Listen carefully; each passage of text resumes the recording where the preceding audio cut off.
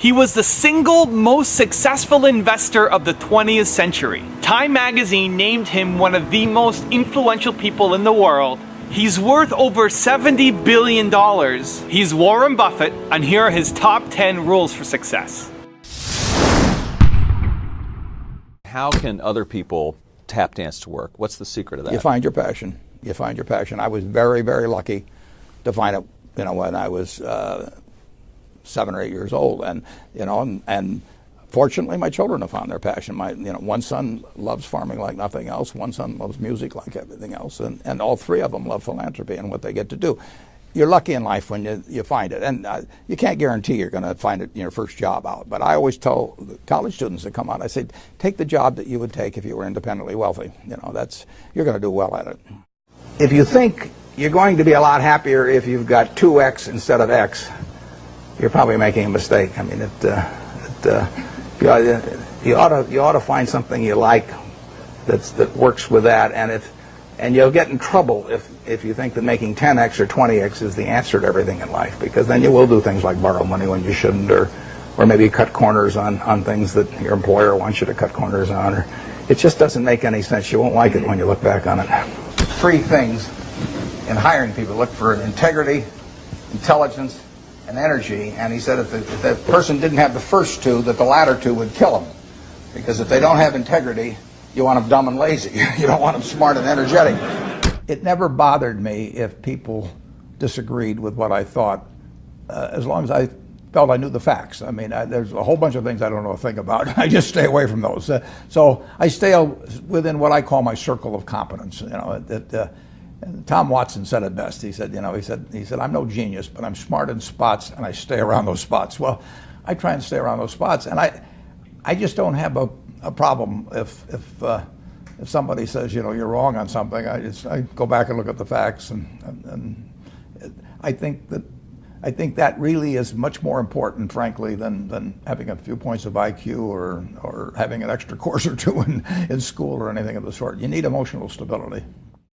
I just read and read and read. I probably read 5 to 6 hours a day. I don't read as fast now as when I was younger, but I read 5 daily newspapers. I read a fair number of magazines. I read 10Ks. I read annual reports, and I read a lot of other things too. So I've always enjoyed reading. I love reading biographies.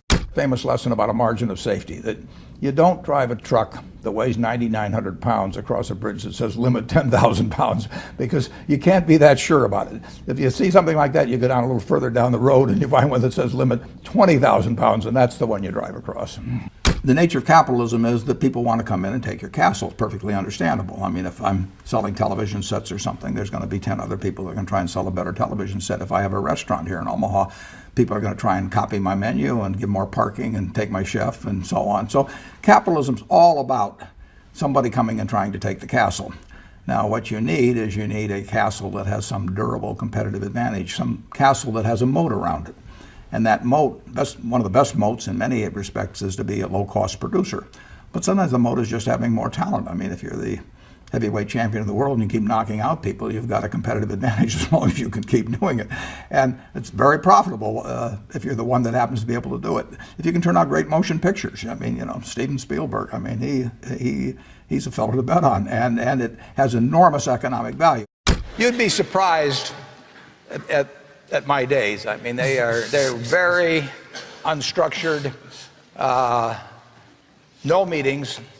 None. I mean, I don't like meetings, and I read a lot. I wish I were a faster reader. I'd get more done. But I do read a lot, and I'm on the phone a moderate amount.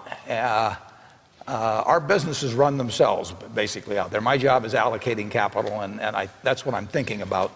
But I don't like to have things all packed hour to hour to hour. And Bill and I are both extraordinarily lucky. I mean, we really get to do what we like to do, the way we want to do it, with people that we choose to be around, and they're terrific. I mean, we've really got everything our way, and we're very fortunate. And in his world, he has a different kind of pace than I have, but we both love it the way we do it. And my guess is that we're each the most productive in that particular mode too, because it fits our personalities and aptitudes. What kills great businesses, if you look at, I do believe in looking at history, and I like to study failure, actually. And my partner says, all I want to know is where I'll die, so I'll never go there. And we want to see what has caused businesses to go bad. And the biggest thing that kills them is complacency. I mean, you want a restlessness, a feeling that, you know, that somebody's always after you, but you're going to stay ahead of them. You always want to be on the move. And when you've got a great business, you know, like Coca-Cola, which is, there aren't any like Coca-Cola, but you really, the danger would always be that you rest on your laurels. But I see none of that, obviously, at Coca-Cola. But that is the key, to compete the same way when you've got 1.8 billion servings being sold daily as when you were selling, you know, 10 a day. And that restlessness, that belief that tomorrow is more exciting than today, you know, you just have to have it permeate the organization. Who was Ben Graham? He was your primary mentor, model? He was a wonderful man, and he was my professor at Columbia. I read his book when I was 19 at the University of Nebraska, and I'd started investing when I was 11, and I started reading about it when I was like 7. So I'd gone through I read every book in the Omaha Public Library that there was on, by the time I was 12, on investing and stock market. And I had a lot of fun, but I never really found out, I never got grounded in anything. And it was entertaining, but it wasn't going to be profitable. And then I read Graham's book, The Intelligent Investor, when I was at the University of Nebraska. And that just opened the whole thing up to me. Yeah, and I named my oldest son is named Howard after my dad, Graham Buffett, and he was a marvelous man. Never expected anything from me in return. Ben Graham, in his low teens, looked around and he looked at the people he admired, and he said, you know, I want to be admired, so why don't I just behave like them? And he found there was nothing impossible about behaving like them. And similarly, he did the same thing on the reverse side in terms of getting rid of those qualities. You have given a lot of fabulous advice, but what's the best advice that you've ever received? Well, I received it in a variety of forms, particularly from my father when I was very young. But I mean, he basically, I think, taught me how to live. Not that I did it perfectly or anything like that, but I mean, he was giving me lessons, but he wasn't doing it by preaching to me. He was doing it by example. But basically, well, the biggest lesson, in a sense, I got is the power of unconditional love. I mean, I think there is no power on earth like unconditional love. And I think that if you offer that to your child, I mean, you're 90% of the way home. And there may be days when you don't feel like it. It's not uncritical love.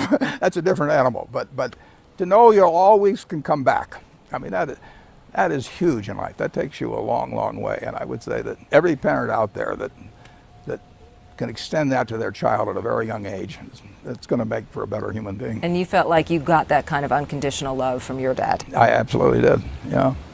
That is a powerful thing. It is a powerful thing. Thank you for watching. I'd love to know what you think of Warren Buffett as an entrepreneur. Let me know your thoughts by leaving it in the comments below. I made this video because Ray Carter asked me to, so if there's a famous entrepreneur that you want me to profile, leave it again in the comments below and I'll see what I can do for you. Thank you for watching, continue to believe, and I'll see you soon.